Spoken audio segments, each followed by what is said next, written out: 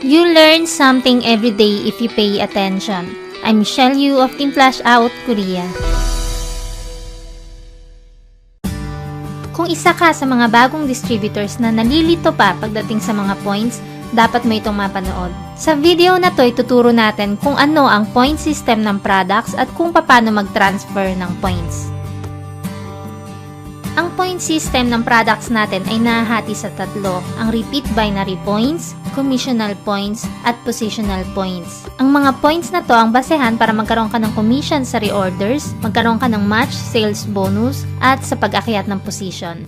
Yung repeat binary points, ito yung pumapasok sa available points left mo at available points right na nakikita mo sa dashboard. Importante ang points na to para kumita ka ng match sales bonus na 1,500 pesos. Ang commissional points naman, ito yung points na pumapasok sa Unilevel. Ito yung kinikita mo sa bawat reorder ng iyong direct at non-direct members. Mula 1st up to 10th level ng mga distributors under you, ikaw ay kikita ng 5 to 10% commissional points sa Unilevel. Positional points, ito naman yung pumapasok sa stair step. Ito ang basehan para sa pag-akyat mo ng position mula silver, gold hanggang global ambassador. Ito rin ang basehan para magkaroon ka ng commission sa lahat ng accumulated points ng iyong direct members.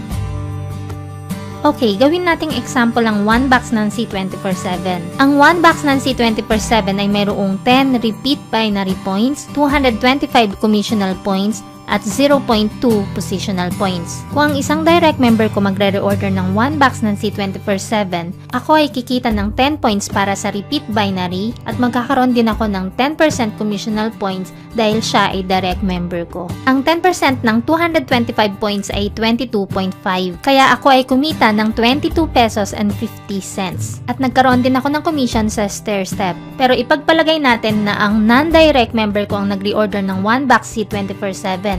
Ibig sabihin ng non-direct, hindi ikaw ang sponsor, siya ay member ng member mo. Kaya 5% commissional points lang ang kikitain mo sa kanya. Ang 5% ng 225 points ay 11.25 cents. Not bad, hindi ba? Kasi hindi naman ikaw ang nag-invite sa kanya pero kumikita ka.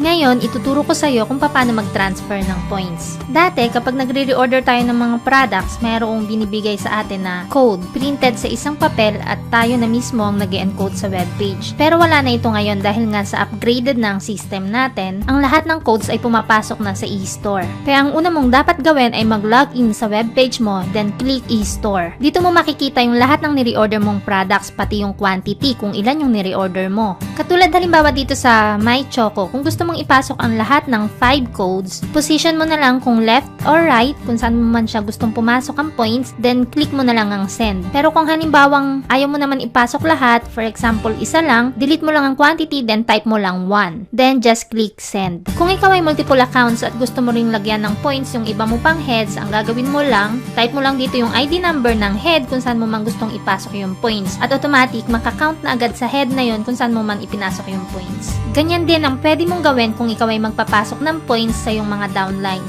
Itatype mo lang ang ID number ng iyong downline, then click send. Reminder ko lang po, pwede kang magpasa ng points sa iyong mga downlines pero hindi sa crosslines at lalo na hindi pwede sa uplines. Huwag pong kakalimutan yan.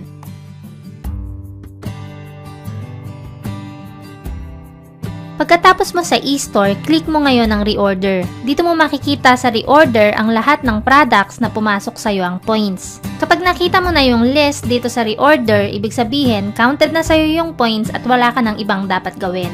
Sa ngayon, heto ang International Business Center office natin sa iba't ibang bansa.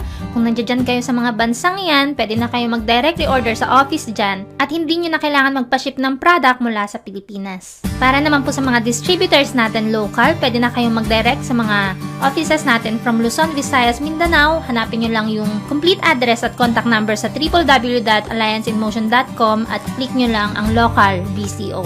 Pwede na kayong mag-direct reorder dyan sa pinakamalapit na BCO sa lugar nyo at pwede na rin kayong bumili dyan ng global package at magpasa ng mga requirements. Tandaan po natin na ang success, hindi ito agad-agad nakukuha. Pinaghihirapan yan. Lahat naman nagsisimula bilang beginner at marami kang pagsubok na pagdaraanan bago mo marating yung success. Pero itong mga pagsubok na to magpapatibay sa'yo para ma-accomplish mo lahat ng iyong dreams and goals. At kapag dumating yung time na successful ka na, ito rin ang maaari mong ibahagi para makapagpa-inspire din sa iba. Sabi nga, to be successful in life, you should always have a positive approach. That yesterday was good, today was a huge fun, and tomorrow would be a great one.